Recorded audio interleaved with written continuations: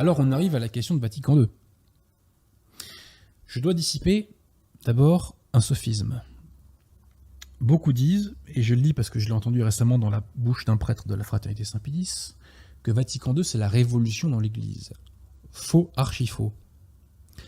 La révolution ne peut pas être la norme dans l'Église, puisque ça voudrait dire que l'Église cherche à éradiquer ce qu'elle a toujours fait. Ça n'a aucun sens. Bon. La secte conciliaire n'a aucune nature ecclésiale. Donc la révolution, je le répète, ne peut pas être la norme dans l'Église. La secte conciliaire, qu'est-ce que c'est? C'est la révolution qui s'empare, qui usurpe les apparences de l'Église. Et je le répète, il est contre la constitution divine de l'Église de prétendre que la révolution puisse être une norme dans l'Église. Bon. Donc, la secte conciliaire est une entité révolutionnaire. Et qu'a fait cette entité révolutionnaire pour se perpétuer? Elle a créé des soupapes de sécurité. Ces soupapes de sécurité, elle les a créées en 1988 suite au sacre de Monseigneur Lefebvre. Et d'ailleurs, je remercie Monseigneur Lefebvre et je salue sa mémoire, puisque ces sacres étaient indispensables à faire à l'époque. Et c'était un acte courageux. Mais suite à ces sacres, un certain nombre de lefévristes se sont ralliés à la secte conciliaire sur la base du motu proprio qui s'appelait Ecclesia Dei. Et au terme de ce motu proprio, on a instauré le marché suivant. On vous laisse la faculté de dire la messe Saint-Pie V, mais en contrepartie, vous adhérez à Vatican II et toutes les doctrines conciliaires qui arrivent, et notamment les faux sacrements conciliaires. Bon. Donc en 88 ont été créées ces communautés Ecclesia Dei. Enfin, elles se sont créées au fil du temps, hein, donc Fraternité Saint-Pierre, Institut du Christ Roi, Institut du Bon Pasteur, etc. etc., etc. Bon. L'abbé Vigano, dans dans des déclarations du mois de juin d'ailleurs, a critiqué ces communautés Ecclesia Dei en relevant qu'ils pouvaient faire des contestations où ils pouvaient défendre des choses justes concernant la liturgie, mais en revanche, ils ne critiquaient jamais, sérieusement, l'hérésie conciliaire. Bon. Je précise que dans ces communautés Ecclesia Dei, on peut trouver des prêtres validement ordonnés qui viennent par exemple de la Fraternité Saint-Pédis. Mais tous ces prêtres nouvellement ordonnés à partir de 1988, ordonnés avec des guillemets, ne sont pas des véritables prêtres parce qu'ils ont été, entre guillemets, ordonnés par des individus qui ne sont pas des évêques. Vous voyez ? Ils ne sont pas des évêques parce que, je l'ai souvent répété, le sacrement de l'ordre chez les conciliaires est invalide parce que la forme de ce sacrement n'est pas conforme à celle rappelée par Pie XII dans Sacramentum Ordinis. Et je crois d'ailleurs que c'est Ratzinger, le faux évêque Ratzinger, qui un temps s'occupait des ordinations, alors je ne sais plus dans quelle communauté Ecclesia Dei c'était exactement. Mais bref, ce ne sont pas des vrais prêtres. Hein. Ils peuvent porter la soutane autant qu'ils veulent, tant qu'ils ne sont pas validement ordonnés, ce ne sont pas des vrais prêtres. Bon.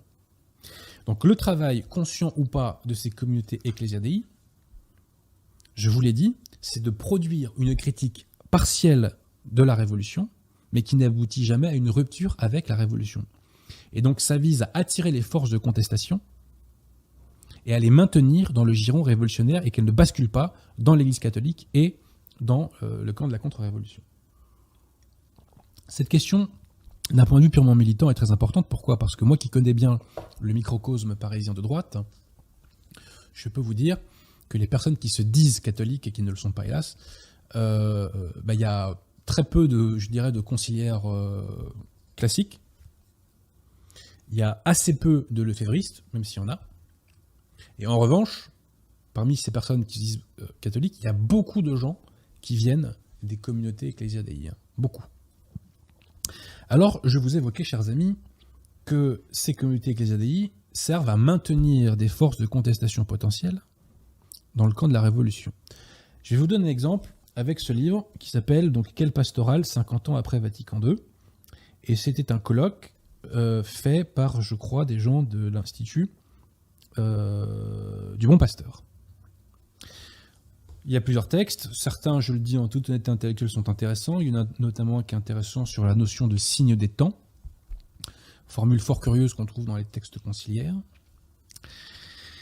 Mais pour illustrer mon propos, je vais vous évoquer un texte de M. Daniel Pinero. Alors, précision préalable. Le magistère de l'Église a deux branches. Le magistère extraordinaire qui consiste à définir un dogme, et le magistère ordinaire qui est l'enseignement universel de l'Église en matière de foi et de mœurs. Ces deux magistères sont infaillibles en matière de foi et de mœurs, donc, et ils ont la même autorité. Cette égale autorité, elle est affirmée explicitement par Pie XII dans Humani Generis, elle est affirmée explicitement dans Dei Filius, donc dans le Concile Vatican I, et elle l'est implicitement par Pie XI dans Mortalium Animos.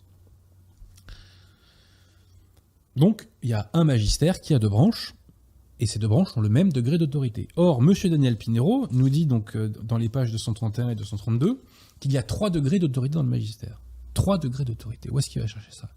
Et il nous dit que le magistère purement ordinaire, on ne lui doit qu'un assentiment certain et conditionnel. On adhère à ce magistère, sauf si la raison prouve avec évidence le contraire de ce qui est enseigné. Et il nous dit que ce magistère n'offre pas de garantie absolue de vérité dans son exercice. Où est-ce qu'il va chercher ça? Bon. Il poursuit, et là vous allez comprendre, et il nous dit que le Vatican II relève de ce magistère qui n'offre pas de garantie absolue de vérité dans son exercice. Ce qui implicitement nous dit quoi? Nous dit, certes, vous pouvez trouver des hérésies dans Vatican II et dans le magistère conciliaire, mais ceci n'est pas la preuve de la non-catholicité de la secte conciliaire, puisque dans ce magistère qui a une autorité inférieure à l'autorité du magistère infaillible, enfin on ne comprend pas trop ce qu'il veut dire, il n'y a pas donc de garantie absolue de vérité, et donc, oui, techniquement, il est possible de retrouver des hérésies matérielles.